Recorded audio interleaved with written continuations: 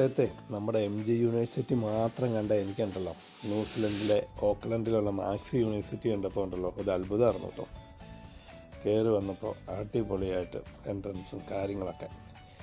നമ്മളൊക്കെ സാധാരണ യൂണിവേഴ്സിറ്റി ചെല്ലുമ്പോൾ പാർട്ടിയുടെ കൊടികളും പാർട്ടി ഓഫീസുകളും അതൊക്കെയാണ് കാണുന്നത്. പക്ഷേ ഇവിടെ ഞാൻ നോക്കി അതൊക്കെ ഒരു പാർട്ടി ചിഹ്നങ്ങളോ അതുപോലെ ഒന്നും കണ്ടില്ല. അതുതന്നെയായിരിക്കണം ഒരു ഇൻ്റർനാഷണൽ യൂണിവേഴ്സിറ്റിയിൽ ഒരു പ്രത്യേകത. ലോകത്തിലെ പല രാജ്യങ്ങളിൽ നിന്നും ഏകദേശം ഒരു 5000 സ്റ്റുഡൻസ് ഇവിടെ വന്ന് പഠിക്കുന്നുണ്ട് ഒരു വർഷം.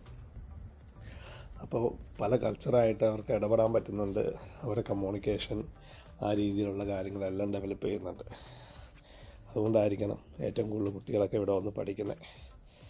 പിന്നെ എനിക്ക് ഏറ്റവും ഇഷ്ടപ്പെട്ടത് ഇവിടെ ഈ യൂണിവേഴ്സിറ്റിയുടെ ഡയറക്ഷൻസ് എല്ലാം കൃത്യമായിട്ട് സൈൻ ബോർഡുകൾ വെച്ച് അവർ കാണിച്ചിട്ടുണ്ട് കേട്ടോ. അപ്പോൾ നമുക്ക് തപ്പി നടക്കേണ്ട കാര്യമൊന്നുമില്ല, അതിലൂടെ ചെന്നാൽ മതി. ആ ഡയറക്ഷൻസൊക്കെ കൃത്യമായിട്ട് കാണിച്ചു തരും.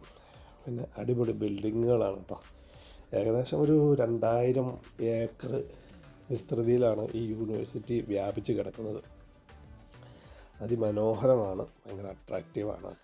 അടുത്ത് ഞാൻ ശ്രദ്ധിച്ചതേ, നമ്മുടെ ഏത് യൂണിവേഴ്സിറ്റികളാണെങ്കിലും എത്രയാണെന്ന് പറഞ്ഞാലും ഒരു ആൺകുട്ടിയും പെൺകുട്ടിയും ഇരുന്ന് വർത്തമാനം പറഞ്ഞിരുന്നാൽ അത് നമ്മുടെ അധ്യാപകർക്കാണെങ്കിലും നമ്മുടെ പേരൻസിനാണെങ്കിലും ഒട്ടും ദഹിക്കത്തില്ല.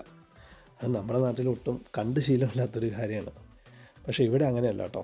കുട്ടികൾക്കൊക്കെ നന്നായിട്ടിരുന്ന് വർത്തമാനം പറയാനും അവർക്ക് അതിനുള്ള സൗകര്യങ്ങളെല്ലാം പുറത്ത് റെഡിയാക്കി ഇട്ടിട്ടുണ്ട് കേട്ടോ. അത് തന്നെയാണ് ഇവിടുത്തെ ഒരു പ്രത്യേകത. പിന്നെ എനിക്ക് ഏറ്റവും ഇഷ്ടപ്പെട്ടതല്ല, നമ്മൾ കോളേജിലൊക്കെ പഠിക്കുമ്പോൾ കൂട്ടുകാരുടെ കൂടെയൊക്കെ നമ്മൾ ഭക്ഷണമൊക്കെ അല്ലേ ഉച്ചയ്ക്ക് ചോറൊക്കെ കൊണ്ടുവന്ന സമയത്താണെങ്കിൽ ഷെയർ ചെയ്ത് കഴിച്ചിട്ടുണ്ടല്ലേ. ഇത് ഇവിടുത്തെ ഫുഡ് കോർട്ടാണ് കേട്ടോ. അതിമനോഹരമായിട്ടാണ് ഇട്ടിരിക്കുന്നത്.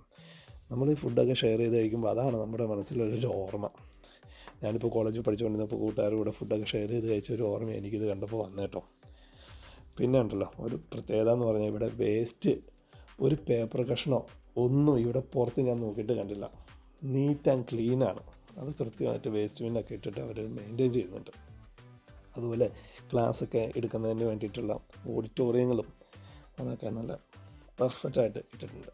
നമ്മൾ കോളേജിൽ എവിടെയെങ്കിലുമൊക്കെ പഠിക്കുമ്പോൾ ബസ്സൊക്കെ നിർത്തി ബസ്സിലെ ക്ലീനറൊക്കെ നമ്മളെ ചവിട്ടി ഇങ്ങനെ കയറാതിരിക്കാൻ വേണ്ടി എന്തൊക്കെ പരിപാടികളല്ലേ നമ്മൾ ഈ കാണുന്ന എല്ലാവരും അത് ഫേസ് ചെയ്തിരിക്കുന്നതാണ്. ഞാൻ പ്രത്യേകിച്ച് പറയേണ്ട കാര്യമൊന്നുമില്ല അല്ലേ.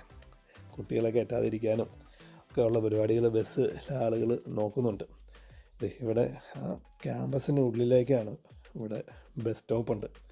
അപ്പോൾ യൂണിവേഴ്സിറ്റി സർവീസുകൾ അവിടെ വന്ന് കുട്ടികളെ കളക്ട് ചെയ്ത് കൊണ്ട് പോകും. അത് ഒരു നല്ലൊരു സിസ്റ്റം കേട്ടോ.